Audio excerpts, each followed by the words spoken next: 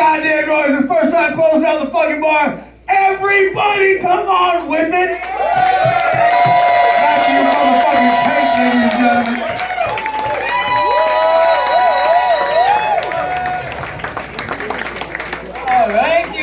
Thank you, Star Bar. How's everybody doing tonight? Oh my God, oh, what a coincidence. I'm also doing very well. I like your t-shirt. Thank you. Folks, it's good to be here tonight. I almost wasn't here tonight because my mom took birth control. It's good to be here. I almost wasn't here tonight, but the car ran out of gasoline in the garage. Wouldn't you believe it? Folks, I'm just kidding. I don't have a garage. I do not have a garage. Any of y'all ever start a hobby drunkenly and then wake up 10 years later and 4 albums later and 1 canceled Prime special later and go, oh, I thought I would have had a garage by now. But here we are. Oh my God. How's everybody's year going? We're nearly through with it. Yeah. You hear that? That's the maximum amount of enthusiasm one can make for 2020 Part 3. Don't know why I keep around a bit that necessitates me saying the maximum amount of enthusiasm, but there it fucking is. Yeah, folks, my year started out in a real fun way. Y'all remember that fun time? That one time? That one fun time? That fun one time? Yeah? Where I got broken up with 10 minutes before I had to go host a comedy show in Huntsville, Alabama, one day before our anniversary. I was like, oh, baby, that hurts. I kind of preferred it when you just hit me instead. Don't worry, that old nasty Tate's doing great. It's going so good. Back in therapy. Where are my therapy heads? God damn, the whole fucking room. Well, that checks out. Here we are on a Sunday night in Atlanta at a comedy show. You could be anywhere else. Thank you for being here. I got back into therapy after 20 years of being out of it. Yeah, it's a big endeavor to take on, because, like, my last therapist, not too great. How are they not so great, Matthew Tate? How could you tell? Well, I don't know, because 2 of them wound up in federal prison. Don't worry. One of them's dead. You're safe, I guess. I don't know. Yeah. New therapist, the jury's still out on him, because he's a fucking musician. Have y'all tried taking advice from a musician? Don't. He's trying to do all these old-timey, stereotypical turn of the last century types of treatments on me too. Like the Rorschach test, the ink blot test. Are you familiar? Yep. Yeah. So that's the one where your therapist will show you a mess he made on a sheet of paper and say, Mr. Tate, tell me, what does this ink blot look like to you? And you go, Dad, is that you? And it's not. It's never Dad. I miss him a lot this time of year, as we head into the colder months. I miss him a lot. I miss my old man a lot. He's not dead. He's just emotionally unavailable, I start to get reminiscent for all those great times me and my old man used to have together, just him and me sitting on the couch, just the 2 of us, watching some football, eating some turkey sandwiches. It's Thanksgiving Day, and none of the rest of the family want anything to do with us. You picking up what I'm putting down? Oh, where was I before I so rudely interrupted myself? Therapy, that's right, therapy. Hey guys, knock knock. Who's there? Not my dad, catch up. Jesus Christ, okay. So so the therapist was like, Mr. Tate, the next game we're going to play, it's a little word association game, so this is how this works out. I'm going to tell you a series of words, and then you tell me the first words that pop in your head. And I was like, well, that seems like a fucking waste of time, Dr. Freud, but I finally have some health insurance at the age of 36, so I'll play your sick, twisted game, you little bastard from the Saw movies. He's like, all right, Mr. Tate, your first words are white noise. And I said, did you mean Fox News? Hey, he didn't appreciate that one too much, you know? Can you believe it? He kicked me out. The therapist, not my dad. You know, he did that years ago. Could you believe it? They had that playing on the TVs in the lobbies. I think they just needed to make sure that anybody who's there actually needed psychological help. Alright. Thank you for those of you who laughed at that. Everybody else, I'm just going to assume a bunch of Joe Rogan supporters. I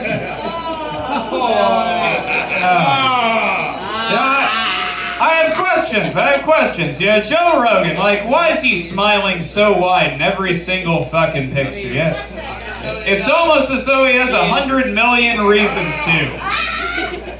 Fuck you, Spotify. Put back up my second album. You can pay this dumpster fire to make fucking podcasts out of... I'm not bitter. You're bitter. I know. I've always found it really weird that Joe Rogan is such a COVID skeptic when even his teeth are socially distanced. That's what I'm saying, folks. We've covered this. We're all depressed in here, right? Yeah, depression's rough, right? Depression's rough. Depression's a rough beast. You know, it'll really have you neglecting a lot of important day-to-day responsibilities in your life. Like, hey, have you all ever been sitting at home, maybe on a Monday night after a comedy show, and about 3 bottles of wine deep, you suddenly say to yourself, man, this gun tastes like I haven't cleaned it in a while. You gotta distract yourself, though. Am I right? You gotta distract yourself. Let me pick out somebody. You, sir, right here. What do you do to distract yourself when you're feeling a little blue? Watch anime. All right, you big fucking nerd. Jesus Christ.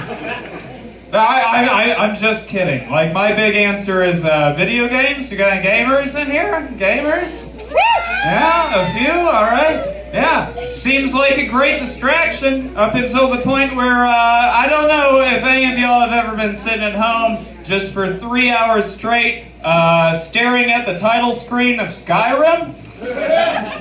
Just unable to muster the will to press that start button, yeah?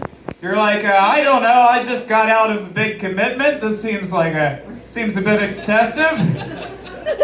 Haven't even finished my playthrough of Depression yet. I want to know how that is at the end, yeah?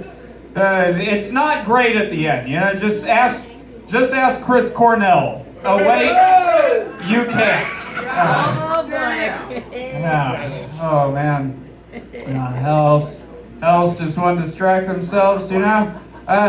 Crazy thing I think about a lot of depressed people, you know, really, I think the boon for a lot of us is we really appreciate the small things in life in a very genuine way that I think a lot of people take for granted, you know?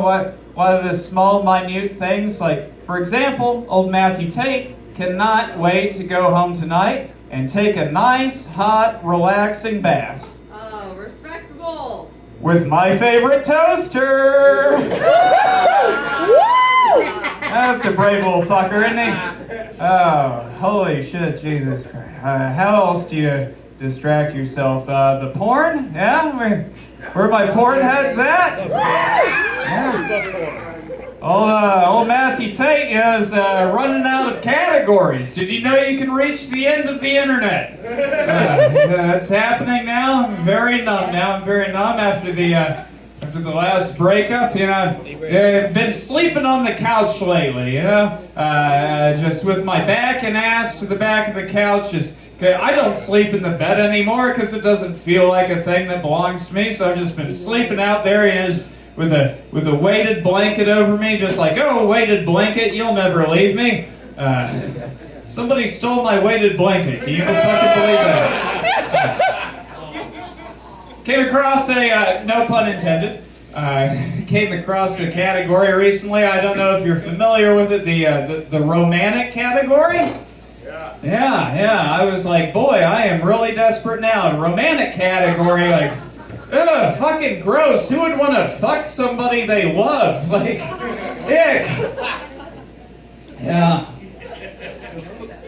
I found this video in there. Don't worry, I'll describe it in gross detail for you. This video stars a young couple. It's a white man and a black lady. Don't worry, that is important to the video. I'll tell you why later.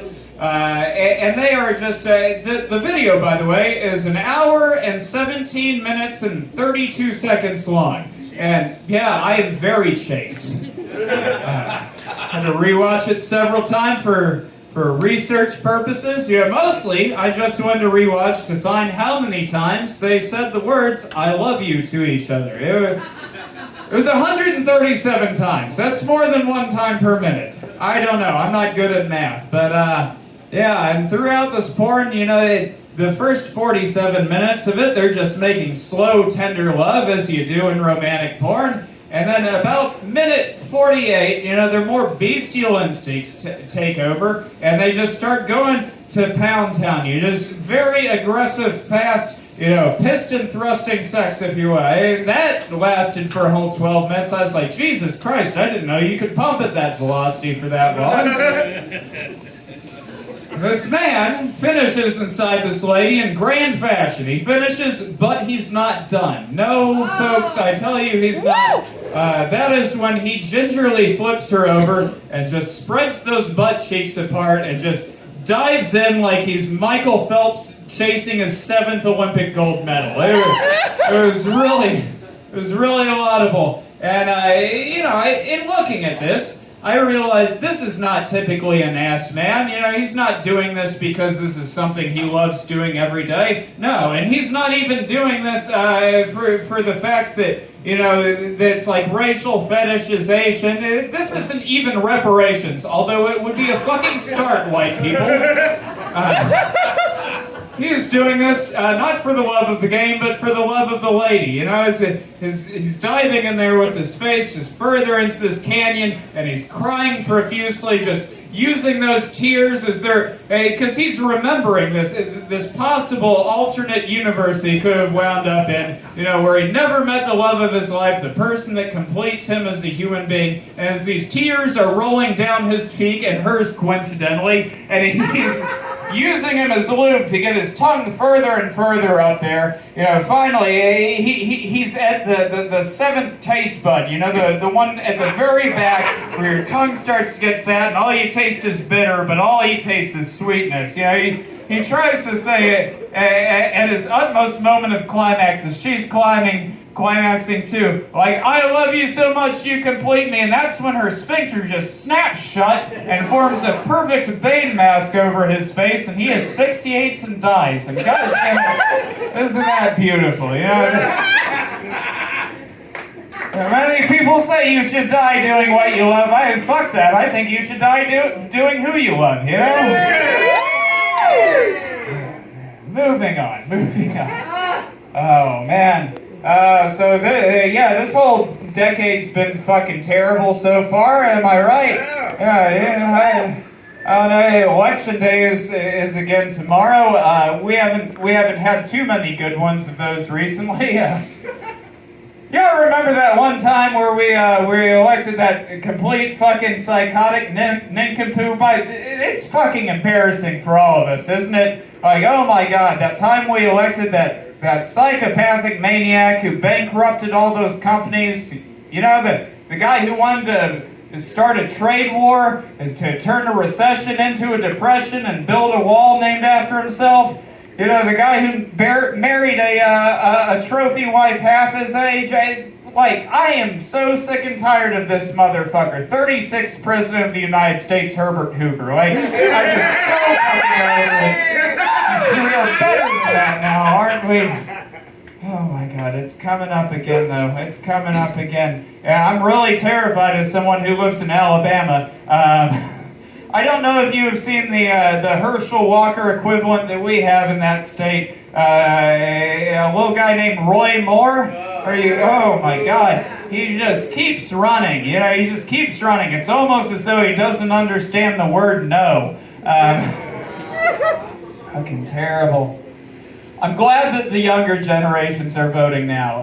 You know, people take take shits all over the younger generations. But you know, they actually fill me with hope. But they are, I will say, equally as bullshit as the rest of the generations.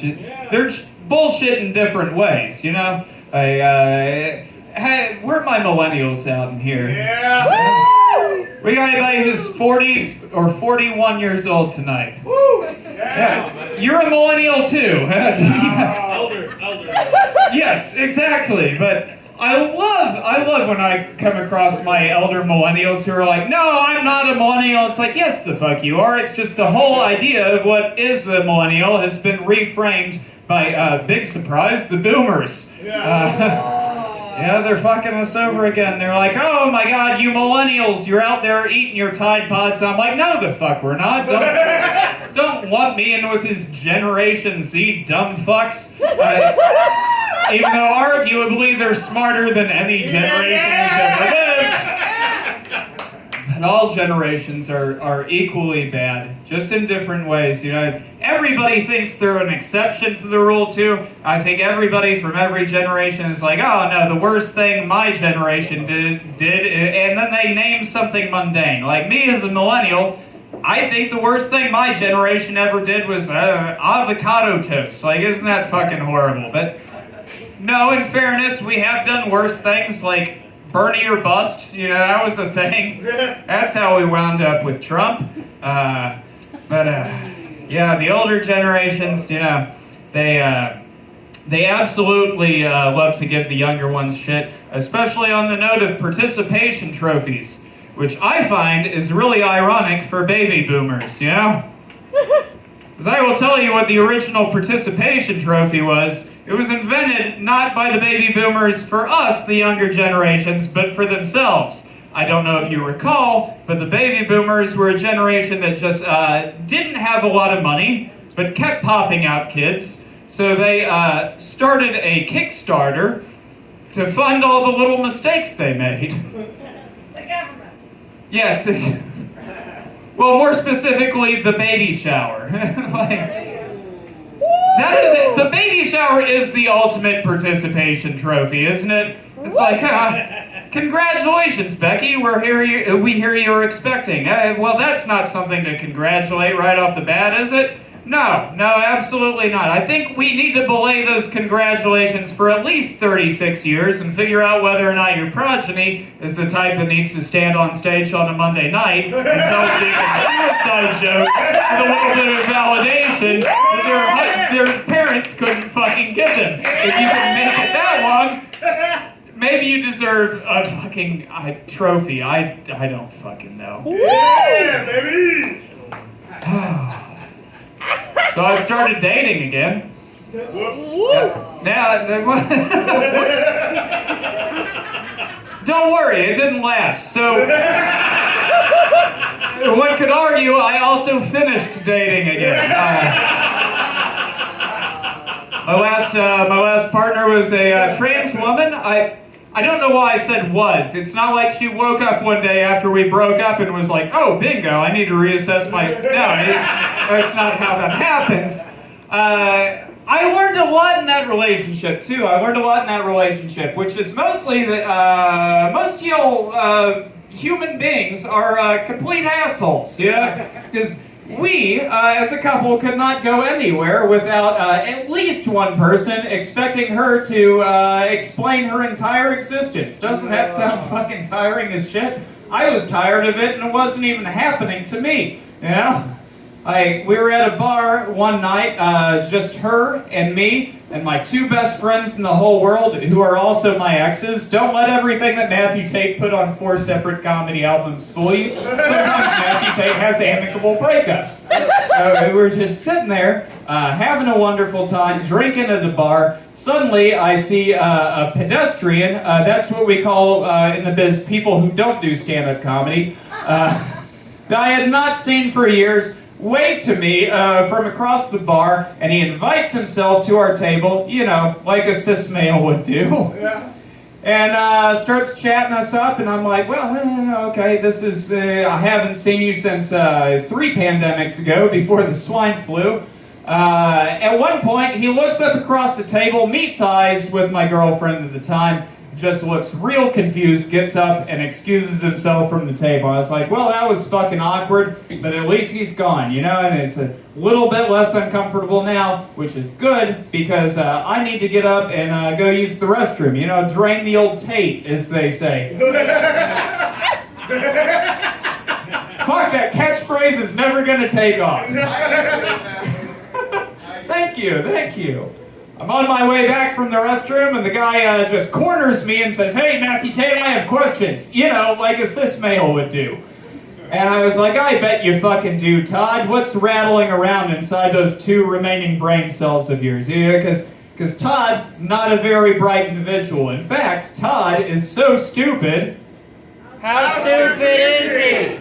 Todd is so stupid that he believes that Roe v. Wade was a Supreme Court deliberation on the best way to cross a body of water. Thank you. That's what that deserves.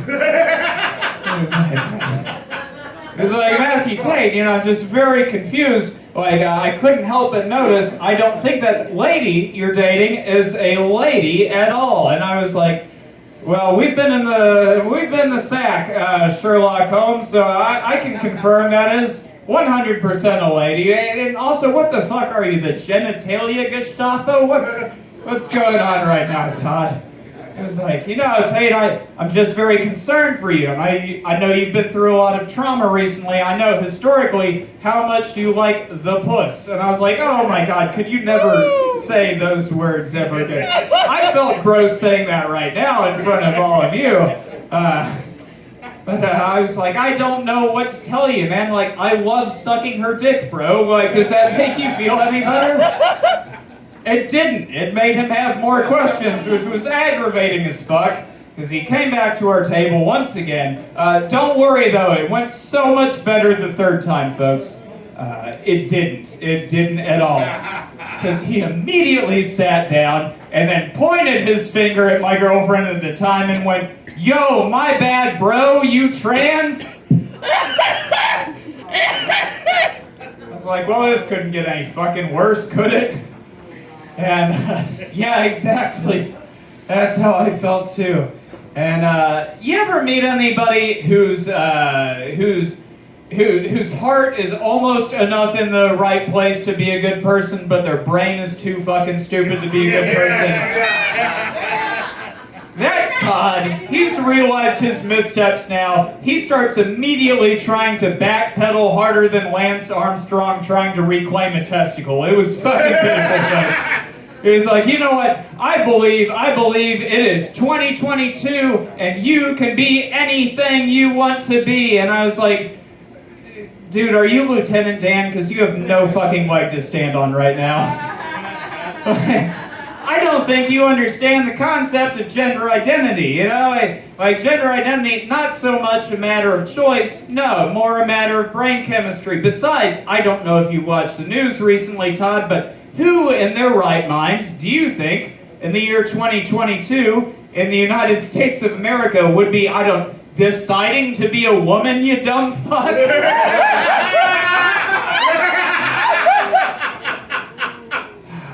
Holy shit.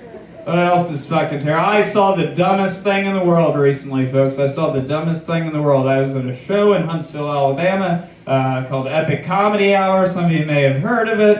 And there was this guy in the front row who was wearing a shirt that said, "Stay at home, save lives." And I was like, aren't I seeing you in public right now? No, don't worry. He explained it to me. He was like, you know, I bought this at the beginning of the pandemic, yeah? And I was like, for who? Who was going to see it? And he was like, I don't know. I think the idea was a bunch of us would buy these shirts and stay at home in solidarity and take selfies and post them to our Instagram stories. I was like, then why didn't they make the text backwards? The important questions need to be asked, folks. I don't know. So I've been single again for a while. I don't like to think, though, that in being single that I'm like sad or lonely or depressed. You know, I don't like to think that because it's true and I don't want to fucking think about it. like to think that I'm just holding out for the right lady. You know what I mean? You know what I mean?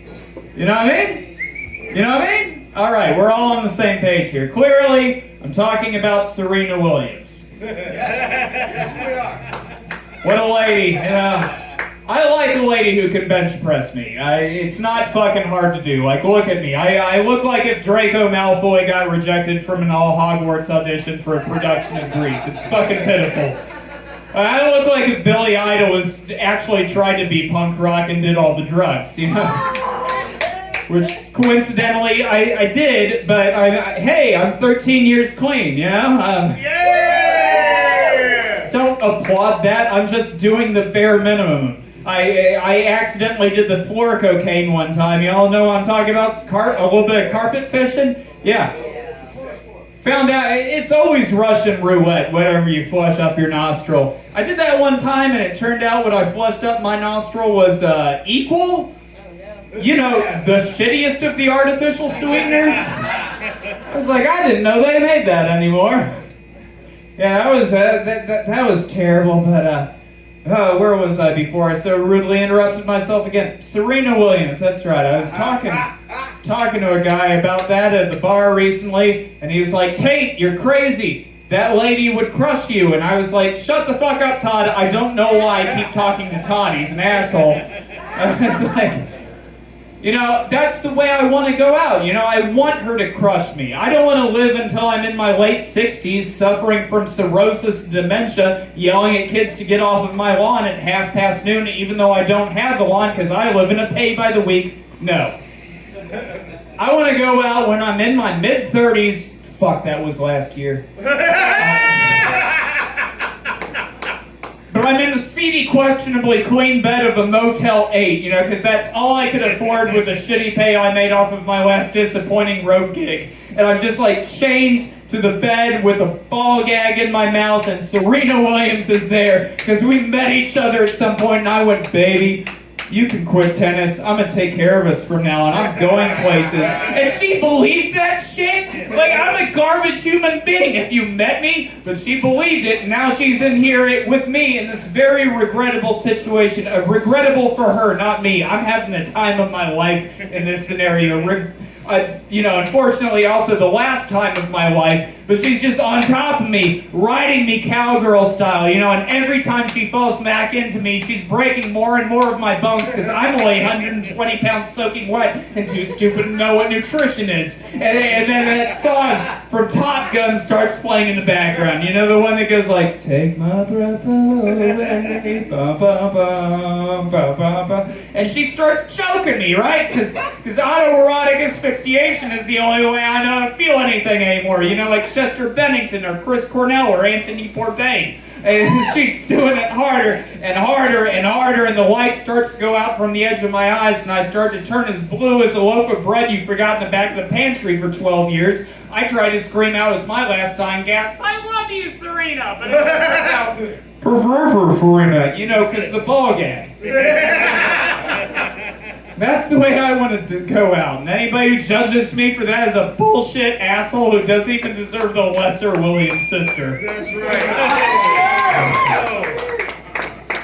Folks, I'm not talking about Venus either. Like, Venus can get it too. And by it, I mean herpes. I've met me. I know what I'm bringing to the table. You know. Oh my God. I'm not talking about the dead sister either. That would be in poor taste. I think we've established I'm a comedian of taste or something. Yeah. Because I said so and I'm the one with the microphone. That was unnecessarily aggressive. I apologize. No, I'm talking about the fourth sister. You know, you've seen her in the stands at the U.S. Open, just with the dismayed look on her face, like, I could have been somebody. It's like, no, you couldn't have. You never figured out how to put down the funnel cake and pick up the tennis racket, Teresa. Yeah, I'm sorry. That's the judgiest thing I've ever said on stage, maybe. I don't know. My point is, folks, like, I just want Serena Williams to ride my face till I feel like I'm being waterboarded in a Guantanamo Bay detention facility in the early 2000s. You know, I start to get reminiscent for better-ish times, you know? Times where she still won every single fucking tournament and we had Bush in office, and I fucking hated that motherfucker back then. I still hate him now, but he's arguably better than whatever the fuck we've had for the last 6 years. And then I look up and I'm like, oh, hi, Bush. Get it? Double entendre. Because in this scenario, Serena Williams has not shaved her nethers at all. You know, I want it full flavor, Marlboro Red Musty. I want to floss while I'm getting a meal. You picking up what I'm putting down? I just want to do my best Pac-Man impression between them cheeks. You know, like walk, walk, walk, walk, walk, walk, walk, walk, walk, walk, walk. That's the sound of me dying an 8-bit between that ass. Game, set, match, motherfuckers. My point is, I will not be able to rest in peace until I know what Serena Williams' butthole tastes like. You know, like right after a match, before she hits the showers, I bet it tastes like cocoa butter and victory. Speaking of the oral sex, I had a weird sexual encounter recently, folks. So some of y'all might be able to relate. Have y'all ever been, you know, going down on a lady? And this happened to me recently. And I was unaware that she was on her cycle. Suddenly I was like, how the fuck are we both keeping our balance on this bike?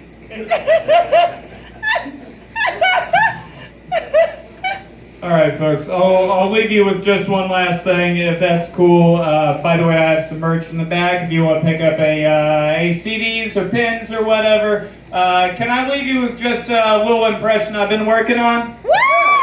Alright. This is my impression of a very selfish but very polite lover. The pleasure is all mine. All right, thank you, folks. I've been Matthew Tate. Welcome back,